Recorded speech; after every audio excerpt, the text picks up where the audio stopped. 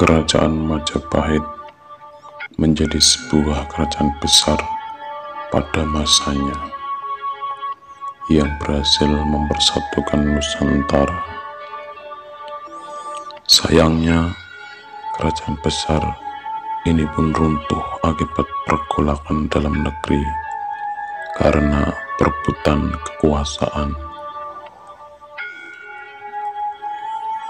Besarnya kerajaan Majapahit juga memiliki risiko persoalan yang besar pula, terutama bagi Prabu Brawijaya V.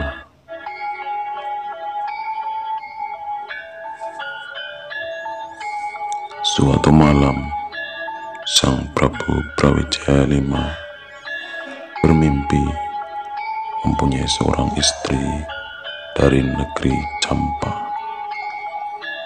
Paginya, setelah bangun, beliau memanggil Ki Patih, memerintahkan untuk pergi ke negeri Campa.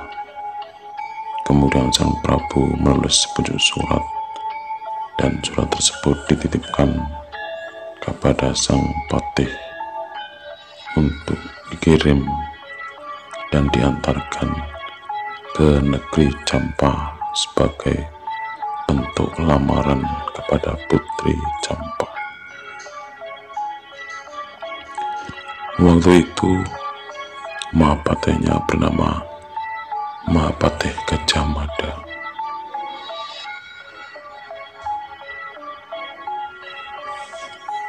Kemudian Patih Gajah Mada pun berangkat menaiki kapal karena negeri Campa terletak di seberang lautan. Rombongan Mahapatih Gajah Mada pun sampai pada tujuan, yaitu negeri Campa. Kemudian sang Patih Gajah Mada menghadap sang Raja Campa dan menyerahkan surat lamaran kepada raja.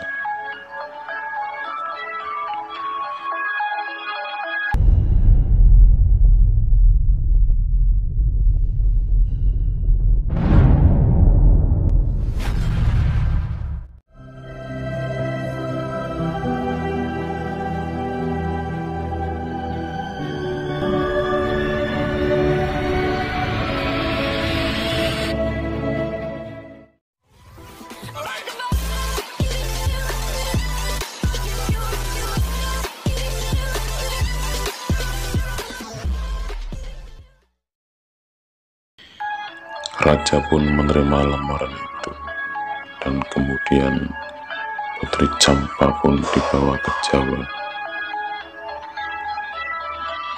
Mereka pun, rombongan putri Campa dan Patih Gajah Mada, dibekali dengan sebuah gong Kiai Sekar Delima dan tandu Kiai Jebat Bitri,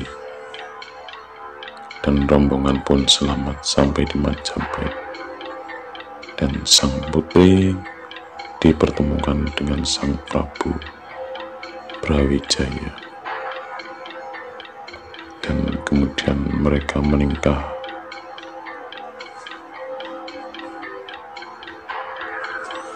Putri Cempa atau Putri Cempo dalam bahasa Jawa resmi menjadi istri Brawijaya V yang saat itu sudah memeluk agama Islam, dan dari sinilah cikal bakal Islam masuk ke negeri Majapahit. Keberadaan Putri Campa yang menjadi istri raja mengundang imigran asal Campa datang ke kerajaan Majapahit. Para imigran Muslim diperkirakan masuk ke Majapahit pada tahun 1476 sampai 1478 Masehi. Konon diceritakan bahwa sang Prabu Brawijaya V memiliki pendamping spiritual yang bernama Sabda Palon dan Naya Genggong. Diceritakan setelah Sang Prabu Brawijaya V memperistri Putri Campa, maka kedua pendamping spiritual Prabu Brawijaya V tersebut marah karena Sang Prabu memiliki istri yang beragama Islam, bukan istri yang beragama Buddha.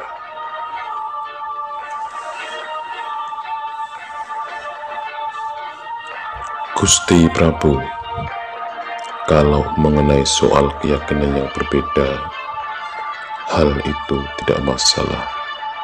Yang penting bagaimana cara agar Gusti Prabu tidak terpengaruh oleh ajaran Islam dari Permaisuri Paduka.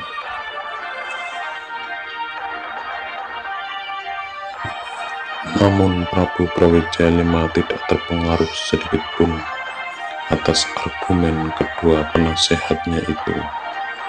Setelah pesta perkawinan dirayakan di negeri Campa, Prabu Brawijaya V pun juga menyelenggarakan pesta perkawinan besar-besaran di Majapahit untuk menyambut kehadiran sang permaisuri Putri Campa.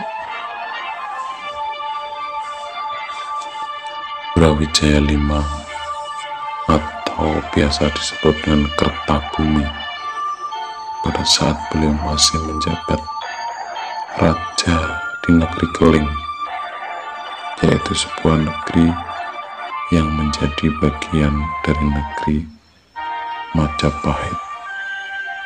Maka Putri Cempak pun dipanggil dengan nama Dewi Amarawati. Dewi Amarawati adalah adik dari Candrawati yang merupakan ibunda dari Sunan Ampel, yaitu pendiri Majelis Wali Songo berdarah Cina Campak. Dengan demikian Sunan Ampel adalah keponakan Dewi Amarawati, istri Permaisuri Kertabumi atau Prabu Brawijaya V. Perjalanan waktu, Kertabumi atau Brawijaya V memiliki 3 istri cantik jelita yang menurunkan raja-raja besar di tanah Jawa.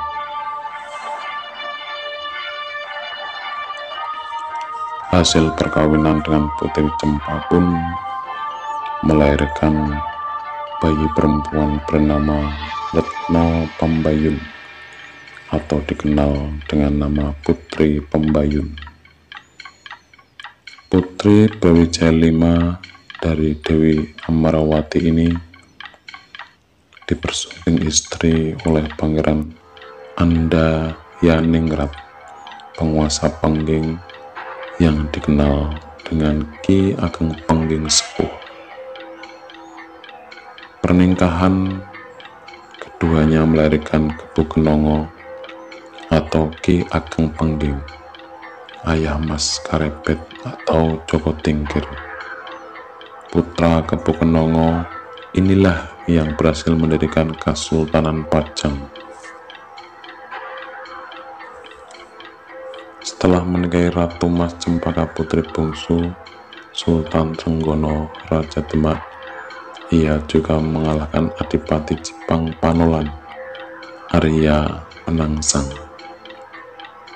Putri Cempo adalah nenek buyut Joko Tingkir alias Sultan Hadiwijaya.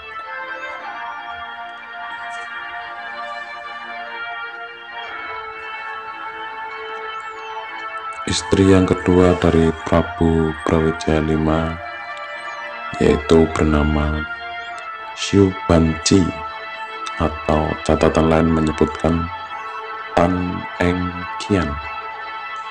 putri dari Tan Go Howat dari negeri Cina.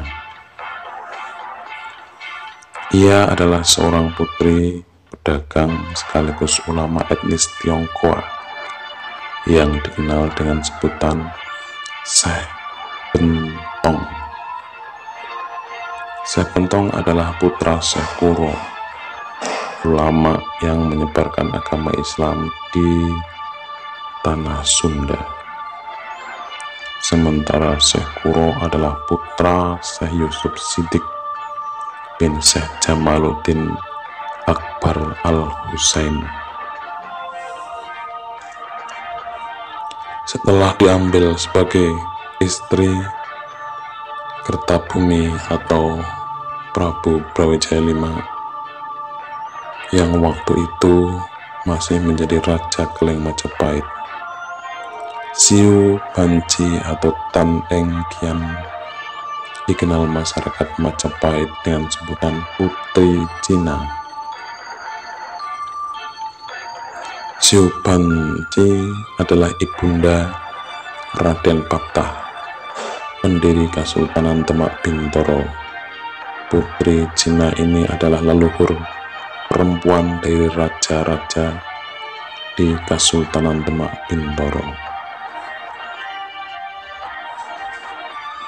Berikutnya yaitu istri yang ketiga dari Prabu Brawijaya V, yaitu bernama Dewi Wandan Kuning. Nama aslinya Putrin Cemara, seorang pelayan istana yang berasal dari daerah Wandan, Sulawesi. Ia diambil istri selir Kertabumi atau Brawijaya V karena wangsit yang diterima saat Prabu sakit sipilis atau Raja Singa. Dalam meditasinya, ia mendapatkan pebisik. Jika ingin sembuh dari penyakitnya tersebut, maka ia harus meningkahi seorang pelayan wanita berdarah Wadan. Perempuan itu harus menjadi istri Kertabumi yang terakhir.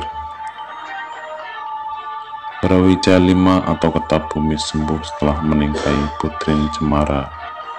Ia kemudian dikenal sebagai Wadan Kuning yang melahirkan Raden Bondan Kejawan. Bondan Kejawan kemudian dititipkan kepada Akuwu Ring Tarub yang dikenal dengan Ki Ageng Tarub atau Jaka Tarub. Putra Brawijaya V Bondan Kejawan selanjutnya dinikahkan dengan Dewi Nawangsih, putri Joko Tarub dari istrinya yang bernama Dewi Nawangwulan. Bondan Kejawan lantas memiliki anak yang bernama Getas Pendawa. Getas Pendawa berputra Ki Ageng Selo, berputra lagi Ki Ageng Enis, dan Ki Ageng Enis berputra Ki Ageng Pamanahan. Ki Ageng Pamanahan berputra Panembahan Senopati yang merupakan Raja Mataram pertama. Dewi Putri Cempara merupakan leluhur perempuan dari orang-orang Sela yang melanjutkan dan menurunkan Panembahan Senopati, pendiri Kerajaan Mataram. Demikianlah kisah tiga istri dari Brawijaya V yang menurunkan raja-raja di tanah Jawa.